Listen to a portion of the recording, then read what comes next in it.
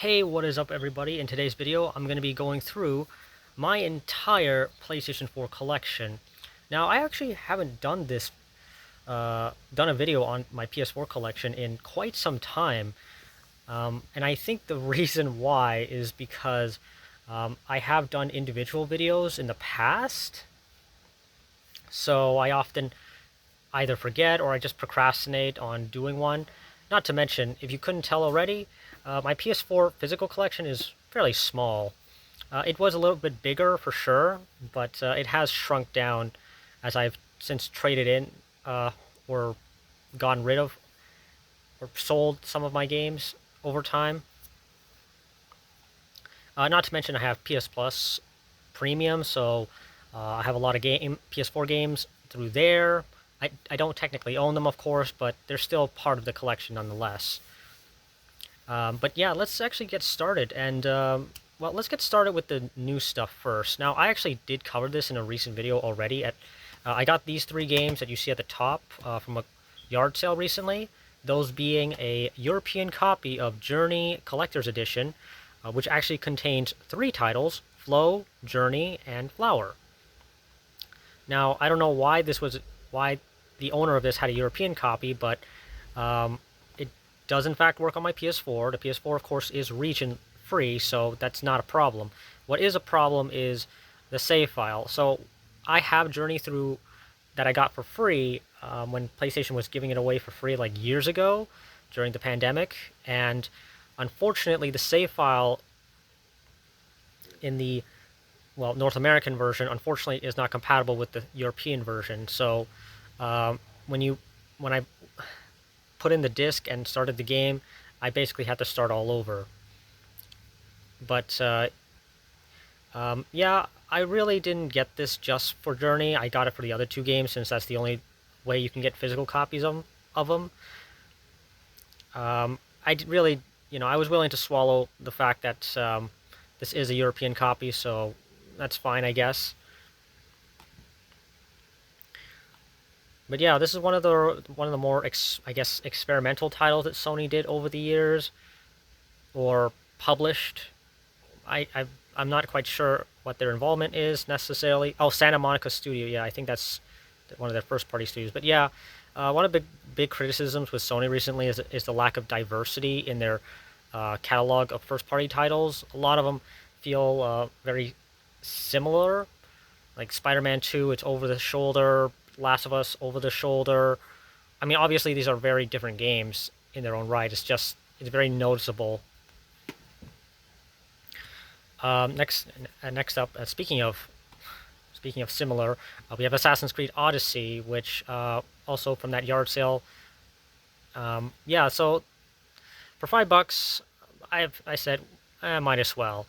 I mean, it's probably a good excuse anyways, since otherwise I would have gotten it on Xbox, since the Ultimate Edition of that game contains Assassin's Creed 3 Remastered as well as Liberation HD.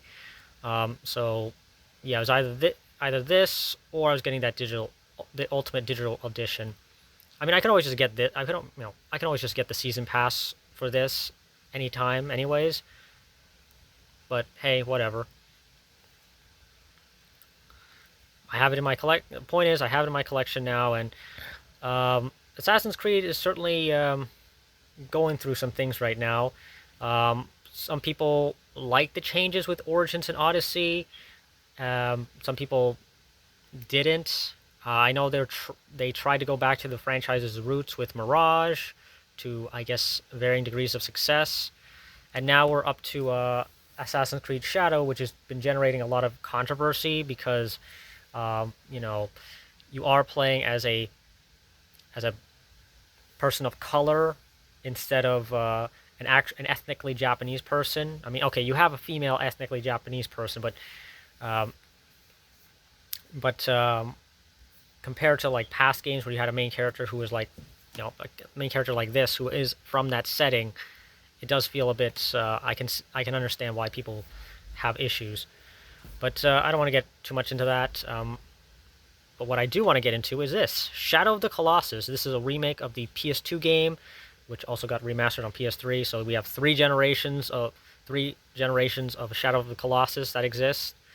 And this is this is done by Blue Point. They've done some excellent work on remasterings over the years. I think they also worked on the Demon Souls remake, as well as they also did Metal Gear Solid HD, I believe. They've done a lot of remasters and remakes, and they've turned out really great. And I heard, as far as I'm aware, this one's also great as well. Next up, we have Call of Duty Modern Warfare, or as fans call it, Modern Warfare 2019. As this game does share the same name as the original 2007 release, Call of Duty 4 Modern Warfare, as well as Call of Duty Modern Warfare Reflex Edition, Call of Duty Modern Warfare Remastered. There's so many Modern Warfares, and it can get really confusing. Oh yeah, there's also the DS version as well. But anyway, the point is, people just call this Modern Warfare 2019, and honestly, I wouldn't have minded if they just, by this point, considering the franchise is annualized anyways, just call it the year of release, like sports games, you know? And heck, this game literally takes place in the year 2019 anyways, so they might as well have. But yeah, this was like the start of the reboot trilogy, which unfortunately, much like the Star Wars sequel trilogy, has kind of gone worse and worse in some ways. So this was like Modern Warfare is basically The Force Awakens, and then Modern Warfare 2 is The Last Jedi, and then Modern Warfare 3 is basically The Rise of Skywalker in terms of like reception, I guess, in some ways. It started off pretty decently, in my opinion. I liked the campaign for this. Spec Ops was a disappointment, though, because you're just going around an open zone doing all these side quests, I guess, with enemies that were basically just bullet sponges. Basically a precursor to Warzone, more or less. And unfortunately, it didn't get any better, sadly, with that third game mode, I should say. Like campaign, multiplayer, at least in the first two of the reboot games, were fine. Actually, no. You know what? No. Like, the campaign and multiplayer was fine. Spec Ops was not that great. Warzone, of course, which came 6 months after, was fine. It was pretty. I mean, it brought back a lot of people, but of course it got worse over time because it just became so bloated in file size. And now we have Call of Duty HQ, which has just which is gone to the point where you can't even install the game onto the hard drive at all. No, seriously, like if you try to install all of Call of Duty HQ, as soon as Black Ops 6 comes out, you probably won't even be able to play it on your Series S, since that only contains 512 gigabytes of data, which isn't even 512. It's more like 360, and yeah, it's gone worse. And to really add insult to injury, most of the game isn't even on the disc anymore. Like Modern Warfare, like when I did my unboxing of this back in 2019, I was shocked to learn that barely anything was on the disc. I think it was like 8 gigabytes is actually on the disc, and the rest you have to download, which was really insulting. I mean, what is the point then? Like, you're telling me the campaign you couldn't have put the entire campaign on the disc at the very least? Multiplayer is a little more excusable since they have to constantly patch that stuff, but come on, really? But I think I've gone on long enough. Let's actually move on. Next up we have Lego Marvel Collection. This is a collection of 3 games: Lego Marvel Superheroes, Lego Marvel Avengers, and Lego Marvel Superheroes 2. Yeah, so this is really just it's similar, I guess, to Lego Harry Potter, the Lego Harry Potter collection, as well as the Lego Star Wars: The Complete Saga to an extent, although it's more like Lego Harry Potter because it's really just 3 games that have been packed onto, along with all the season pass content that have been packed onto I believe, onto one single disc, which is awesome. So that's great. I still haven't played this yet. Hopefully they make a third one, or at the very least, I don't even think this collection is available on Switch yet, like, because the first game, Lego Marvel Superheroes, isn't available on Switch. But we'll see. Speaking of which, this was like the first 2 games had handheld versions that were somewhat different. and then we get to Marvel Superheroes 2, and that's when they completely abandoned making alternate versions for handhelds, which is interesting. I mean, I enjoyed the handheld versions growing up, and I actually wouldn't mind if they kept doing them, but obviously we're in a much different time now, uh, especially with the Switch. Next up, we have a sealed copy of Kingdom Hearts Melody of Memory.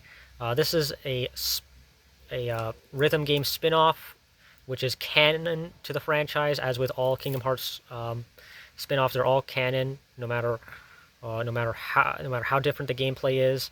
You have 140 musical tracks and 20 characters. Yeah, I don't have much to say about this other than I kind of almost wish I didn't get it because it's kind of just been sitting here and I haven't finished Kingdom Hearts 3 yet, and this game takes place after Kingdom Hearts 3, so a part of me wishes I didn't get this. But hey, I have it in my collection now.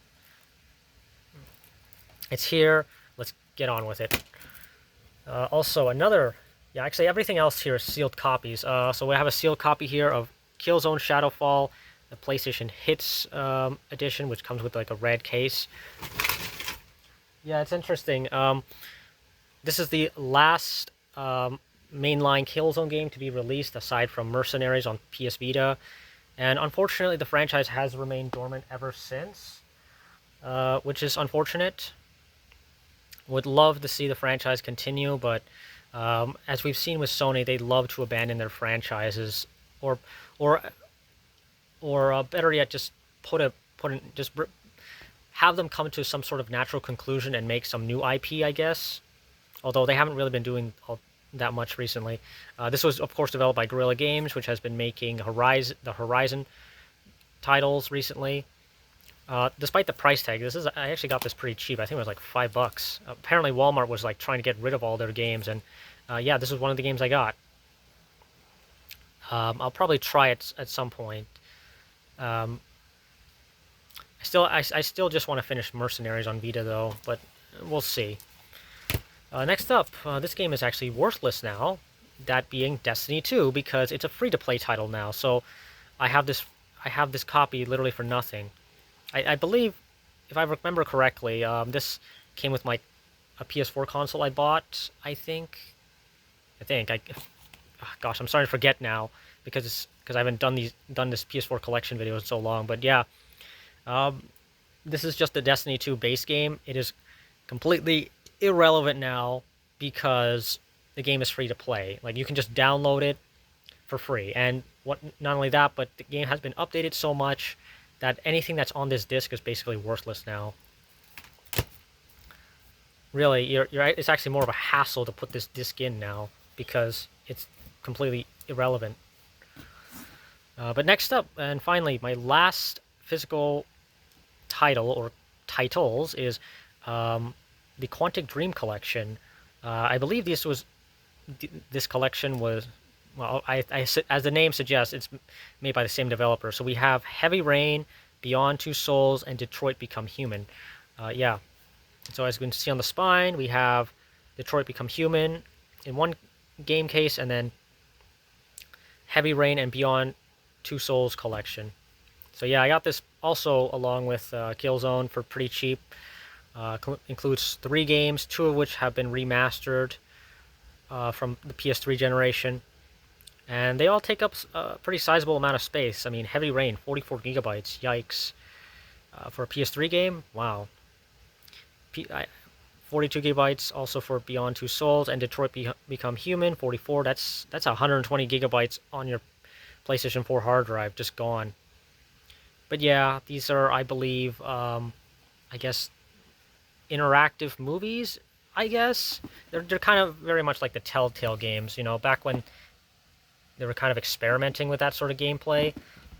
This interactive movie type of games, which worked for a while until Telltale went bankrupt.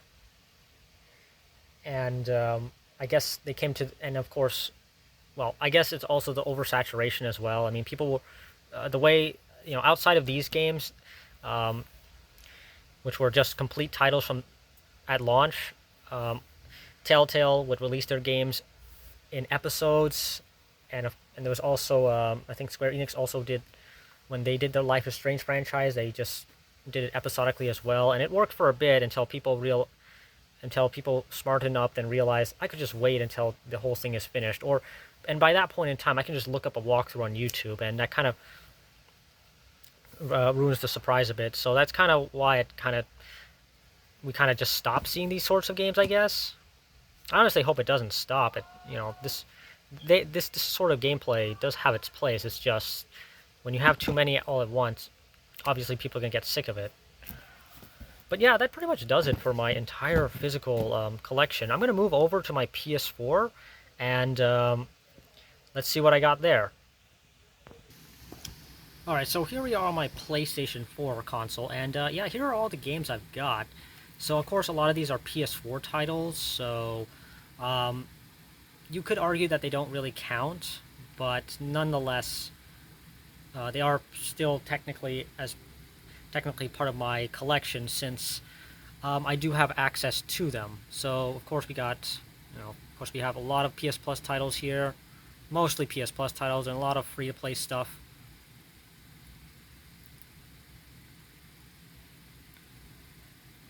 So yeah,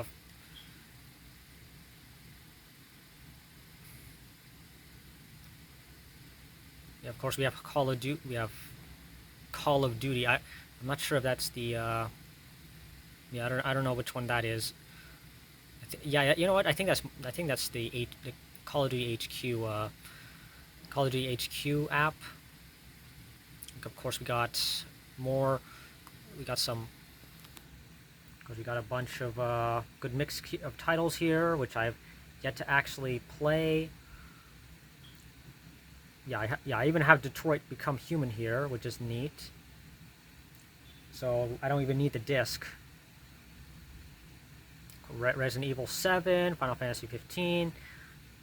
Yeah, a lot of good stuff here. Well, okay, maybe not FIFA. I mean, I'm not really much of a sports guy. Deep Rocket Galactic, Persona 5 Strikers, which I need to start up. I do apologize if I'm skimming through a lot of them. There's just so many here. There's like 155 to go through. I got Hitman 2 over here, which is now completely relevant, because we have Hitman World of Assassins, which contains, Hitman World of Assassination, which comes with pretty much everything from the first two games. From all three games just bundled into one, so you don't even need to. You can't even buy this anymore. If you just go out and buy Hitman World of Assassins or Assassination, I can't remember the title, but if you just buy that, you're all good for the Hitman trilogy reboot. Hitman reboot trilogy.